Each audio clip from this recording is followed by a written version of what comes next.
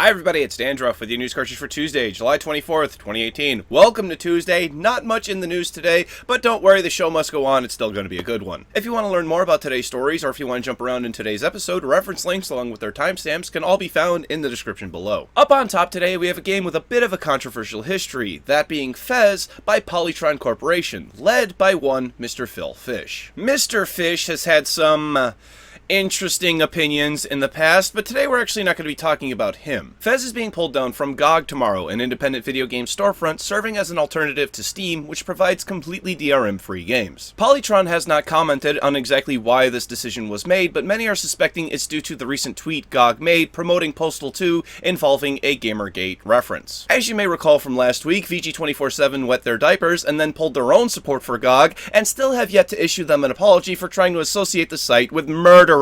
No, I'm not being hyperbolic. I just want to state for the record, here at News Cartridge, I believe that Gamergate was about better ethics and transparency in games journalism, and Whiskers would agree too. Yeah, can I get paid now?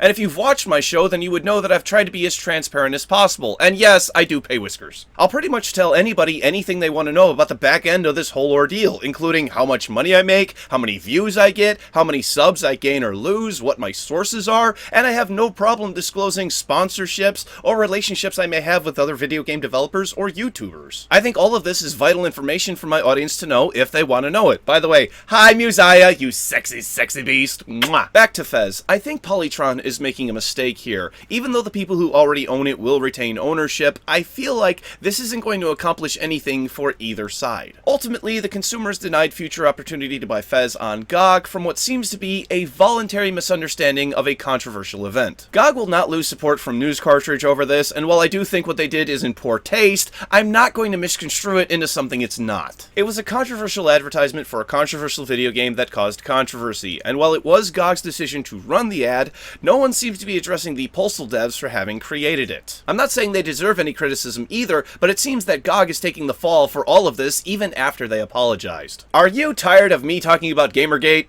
Let me know in the comments below. Release announcements start with a delay of Disgaea 5 Complete Edition until sometime in the fall, with the beta now taking place in October. Coming to PC and PS4 is Interplanetary on September 11th, the Minecraft-like game where you can travel between planets like Starbound. Guacamelee 2 is arriving again on PC and PS4 on August 21st. If you own a Nintendo Switch and want to participate in the open beta for Dragonball FighterZ, it will start sometime in August, but no specific date was given. Dragonball FighterZ will release to Switch on September 28th. Moving on to update news and a release 2, today marks the day No Man's Sky has come to Xbox One and now includes a multiplayer mode on all 3 platforms. This is an extremely big update, and Sean Murray of Hello Games says the company is going to try to have better communication with their fans. That would have really helped them 2 years ago, but at least it sounds like they're learning. Now we just have to wait to see if they follow through on it. One last thing, No Man's Sky currently has a 50% off discount on Steam. Then an update is out for Ghost Recon Wildlands, which now allows you to have the skins of your favorite operators from Rainbow Six Siege. This too is a huge update, and if you want to see the patch notes for yourself, there's a link as always down below. And finally for updates, one that's a bit surprising too, Metal Gear Solid 5 has been updated, which now allows you to play as the assassin sharpshooter who breathes through her skin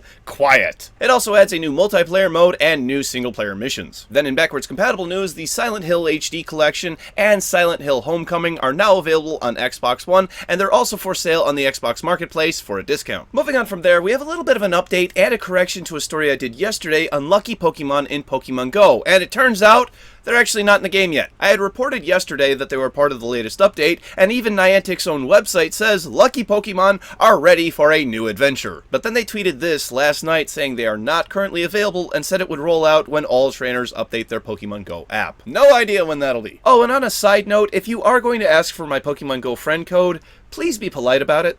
Thanks. Finally today we have some Fortnite news, and yet another item has been pulled due to a bug. This particular bug allows you to have infinite healing items using the recently added Slurp Juice. By canceling the item just before it finishes, you not only get the healing effects from it, but you don't lose it out of your inventory. A player could just sit outside the zone healing forever, and I'm sure you could see how that would be a problem. This is not the first item either that has been pulled from Fortnite for not working properly. It seems to be a recurring theme. I hope Epic learns to test these things a little bit more before adding them to Fortnite, and I also hope they can do it while ignoring the mountains of money raining in.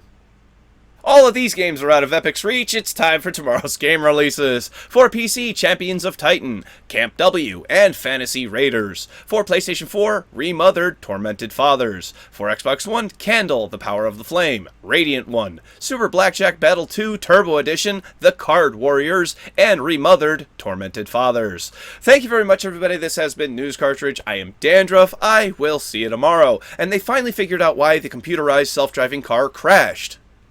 They forgot to install the drivers.